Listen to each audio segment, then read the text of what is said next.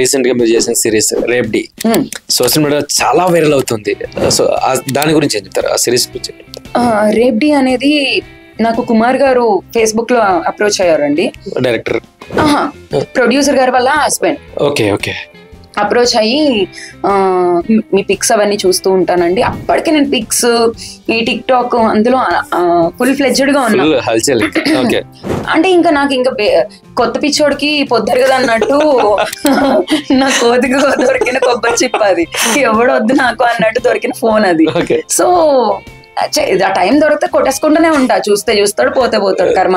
నేను ఇంకొకటి ఏంటి అంటే, చాలా మందికి ఇప్పుడు ఇది చెప్పాలనుకోండి, చాలా మంది లైక్స్ కోసము, ఫాలోవర్స్ కోసము, లేదంటే ట్యాగుల కోసము, లేదా మెన్షన్స్ కోసము చచ్చిపోతూ ఉంటారు కదా. ఐ స్వేర్ అండి, ఈ రోజు వరకు నాకు ఈ ఫాలోవర్స్ వచ్చేయాలి, నాకు ఈ లైక్స్ వచ్చేయాలి, నాకు ఎన్ని లైక్స్ వచ్చాయి, నాకు ఎంత వచ్చాయి, అసలు ఎవడు చూసాడు? నువ్వు చూస్తే చూడు, చేస్తే చావు, నేను ఇది చేసా చేసుకుంటా. నాకు జీరోలో ఉన్నా నేను ఇంత, ఎందుకంటే దిస్ మై సెల్ఫ్ ఎంటర్టైన్మెంట్. ఎవరిని ఎంగేజ్ చేయకుండా నన్ను నేను ఎంగేజ్ చేసుకుంటున్నా this thing. So I'm feeling very happy and peaceful in my things. So నాకు ఎవరితో అవసరం లేదు.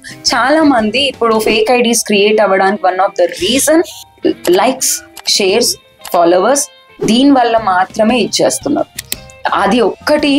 మిమ్మల్ని మీరు ఓవర్గా ఇంటర్నెట్ కి ఇది చేసుకోకుండా ఉండాలి అనేది మాత్రం నేను చెప్పాలనుకున్నాను. ఎందుకంటే దానివల్ల చాలా మంది నష్టపోతున్నారు ఫేక్ ఐడీస్ వల్ల.